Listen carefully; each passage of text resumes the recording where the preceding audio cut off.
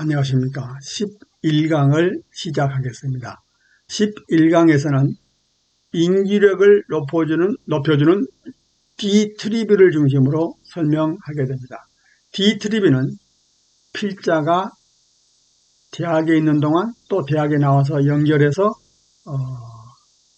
연구소를 운영하면서 그 연구소에서 정부 연구개발비를 지원받아서 개발한 인지력을 저하시키는 원인을 찾고 그 원인을 해결해서 MCI라든가 ADHD를 예방하고 회복하는, 더 나아가서는 치매를 예방하는 도구로 만든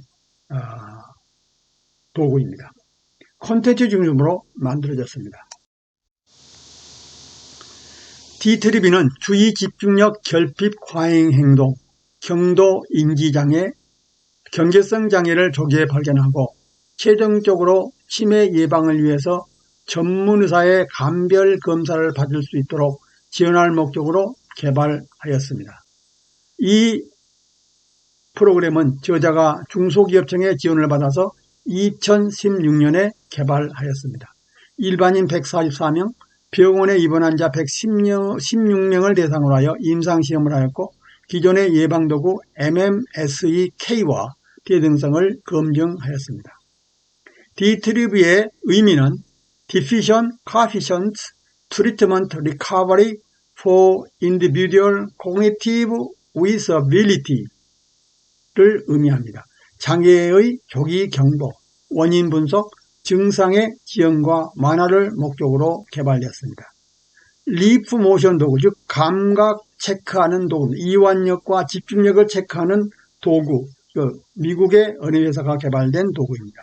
리프 모션 도구를 사용하여 손동작의 공간인지 능력을 측정하고 회복하는 습관 훈련을 하고 콘텐츠를 사용하여 지휘 집중력과 이해력을 높이도록 훈련하는 도구입니다. 이 그림에서 우리는 재미있는 상태 변화를 볼 수가 있습니다. 지금까지 우리가 설명했던 내용이 여기에 짜증이 스트레스를 일으키고 스트레스가 주의력 결핍이 되고 인지력이 저하되는 과정을 이 통제 공간, 다시 말하면 분기집합 모델 중심으로 이 부분을 많이 설명해놨습니다. 이 부분이 자체 요소, 이 요소 SD를 중심으로 해서 상호작용하여 ADHD나 MCI나 치매 증상으로 확산되는 경우도 있고 또 상호작용과 더불어 촉매가 작용을 해서 아까 우리가 그림에서 보면은 요소 SD, 클러스터 SD 그림에서 본다면은 주의 산만과 같은 그런 촉매죠. 그 다음에 집중력 부족이라든가 외부의 방해자 같은 끌게 의해서 이 네 가지 요소들이 장애 증상으로 끌게 가는 겁니다. 이 장애 증상으로 끌고 가는 과정이 주의력 결핍과 인지력 저하 상태가 된 다음에 이것이 다시 ADHD나 MCI 치매로 끌고 갑니다. 이렇게 끌고 갈 때는 내 몸과 마음 상태에서 끌려간다고 생각하는 것이 기본적인 관념이지만 이 생각에다가 외부의 자연 환경, 기후변화라든가 계절의 변화라든가 내 몸과 마음이 그 계절의 변화에 적응하는 방법이라든가 이런 것에 따라서 달라질 수가 있습니다. 이것을 생각하는 것이 바로 위상 공간입니다. 다시 말씀드리면 요소 ST 또 클러스터 ST를 우리는 통계 평면이라고 말합니다. 이것은 이 평면은 이 요소들은 또 끌개나 촉매들은 분기집합 모델에 의해서 통제할 수 있는 요소들입니다. 그런데 우리가 어느 수준을 넘어가게 되면은 통제력이 작용될 수 없는 경우가 있습니다. 즉 행위편으로 나타난다는 얘기죠. 우리가 노력을 하지만은 ADHD나 MCI나 치매 같은 장애 증상이 나타난다는 겁니다. 이게 행위표면입니다. 이렇게 나타날 때는 외부의 환경이 있습니다. 그 외부 환경을 우리는 여기서 후지와라 연성의 쌍둥이 태풍의 예를 들어 있습니다. 위에 나와 있는 것은 밑에 나오는 걸 먼저 설명하겠습니다. 밑에 나와 있는 것은 쌍둥이 태풍 두 개를 설명합니다. 이 쌍둥이 태풍의 눈과 눈의 거리는 약 200km 됩니다. 이런 태풍은 우리나라에는 많지 않습니다. 그러나 일본에는 굉장히 많이 있습니다. 이 태풍 때문에 많은 재물이 손상되고 많은 사람들이 병이 악화되는 그런 타이밍을 주어질 수가 있게 됩니다. 이 태풍을 사진을 찍어서 연구한 사람이 일본의 후지와라가 했고, 이것을 우리는 후지와라 현상이라고 합니다. 이런 쌍둥이 태풍이 우리 생활 속에 우리와 가까이 달려든다면, 우리 상태에서 우리나라에서 일어난다면 우리의 몸과 마음도 건강의 상태 변환이 크게 일어날 수 있다는 얘기입니다. 위상 분기집합과 위상 공간상에서는 이 두 개의 쌍둥이 태풍에서 핵심적인 끌개 역할을 하는 요충지가 13개의 점이 있습니다.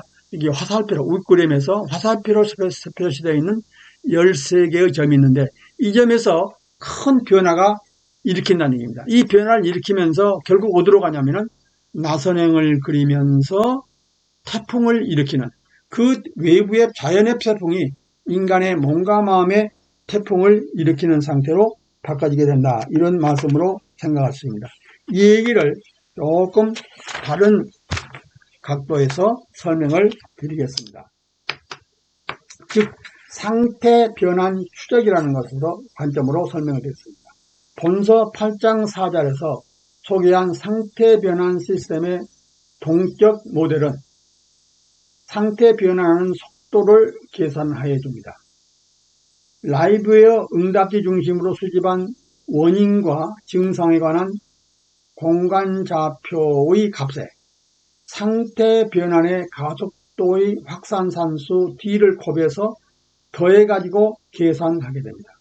확산산수 D는 요소 SG 안에서 상호작용하는 값과 클러스터 SG 안에서 촉매나 끌개의 영향을 받아 값을 추정해서 계산할 수가 있습니다. 이와 같은 계산 과정을 이상공간 상에서 열린 공간의 특정으로 설명할 수 있습니다.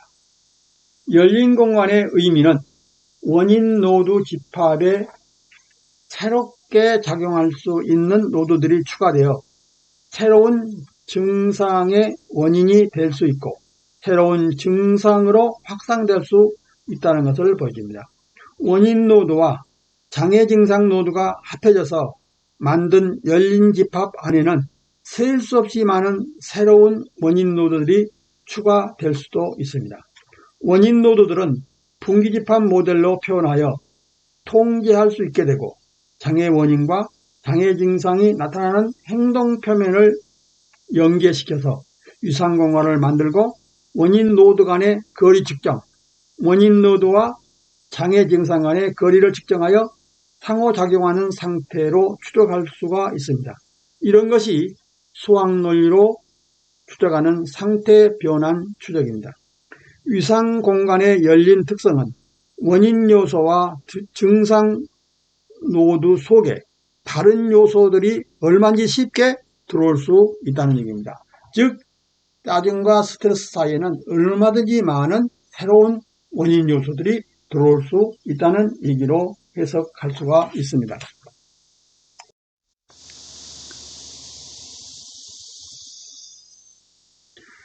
원인 노드들은 분기집합 요인으로 정의하여 통제하면 요소 STG에 속한 원인 노드의 상태 변환을 분석하기가 편리합니다.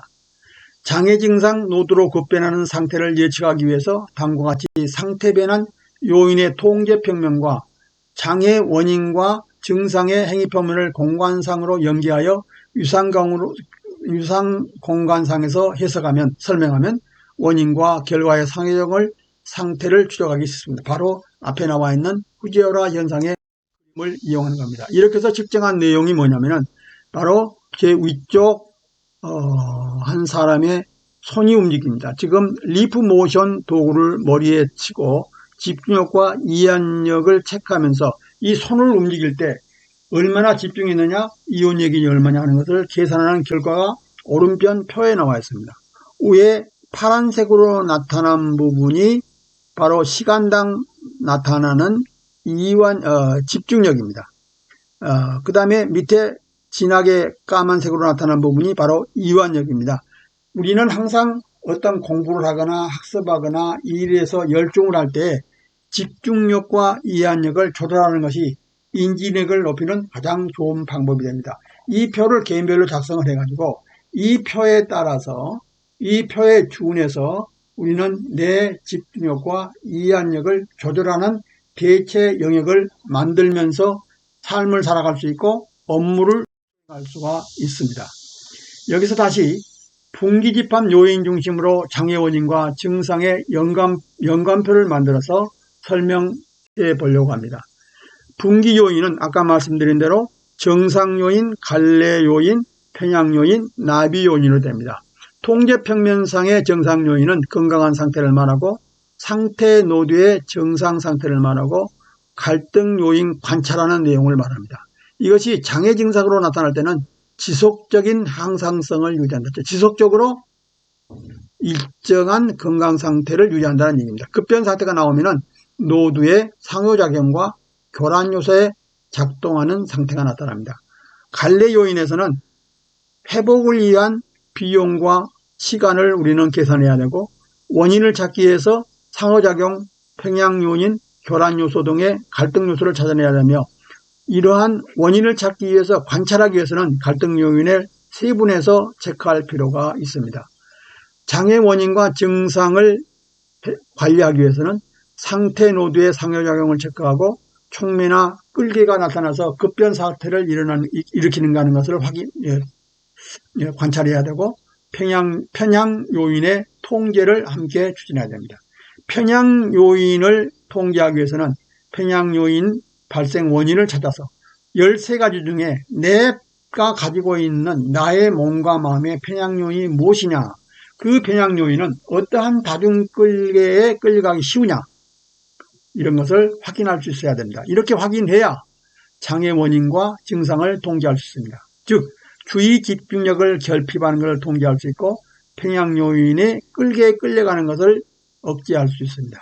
장애 증상의 급변 시점을 알고 예방할 수 있습니다. 나비요인이 나타난 것을 억제할 수가 있습니다. 네 번째 나비요인은 나비가 날아간 것처럼 어디로 변할지를 모르는 상태 변환을 의미합니다. 나비요인의 상태는 안절부절하는 마음 상태를 말합니다. 그 원인은 근심 걱정이 많거나 불안하고 초조하고 촉매와 끌개의 영향을 크게 받는 상태가 일어나면 원인이 됩니다. 상호작용의 다양성, 교란 요소와 평양 요인의 발생 빈도를 잘 관찰하면 통제하기가 쉽습니다. 통제하더라도 장애 원인과 증상이 일어납니다. 그럴 때 불안과 스트레스 장애 증상의 발산 현상을 억제하고 순간적인 도약이나 강력한 촉매나 끌개를 억제하며 급변 상태의 발생을 대비하는 것이 중요한 방법입니다. 그 대비하는 방법 중에서는 아까 말씀드린 대비력을 잘 만드는 것을 말합니다. 이슈 작성하는 절차를 다시 설명드리겠습니다. EQ 응답지를 작성하여 자신의 EQ를 측정한다. 라이브의 응답지를 작성하고 몸과 마음의 신체적, 행동적, 인지적, 감정적인 건강상태의 원인과 증상 결과를 기술한다. 건강상태의 원인과 결과를 다음과 같은 특징으로 구별하여 기술하고 관련된 체험 이슈를 작성한다. 바로 다음에 설명하는 내용들은 체험 이슈를 작성하는 구체적인 방법이다. 이렇게 보면 되겠습니다. 몸과 마음의 건강상태 중에는 원인과 결과 노드가 수없이 많이 발생할 수 있으므로 가장 심각한 상태와 증상 결과 중심으로 작성한다. 원인 노드들이 상호작용하는 상태, 원인과 증상 결과를 연계한 상태를 기록한다. 시계열로 변환되는 상태도 지속한 시간과 증상 수준을 함께 기록한다. 시계열은 시간적으로 연결돼서 어제 했던 변환이 오늘 또 일어나고 또 내일 또 일어나는 이러한 형태를 말합니다. 급변 시점이 되는 노드를 식별하고 관련된 교란 요소와 편향 요인을 기록한다.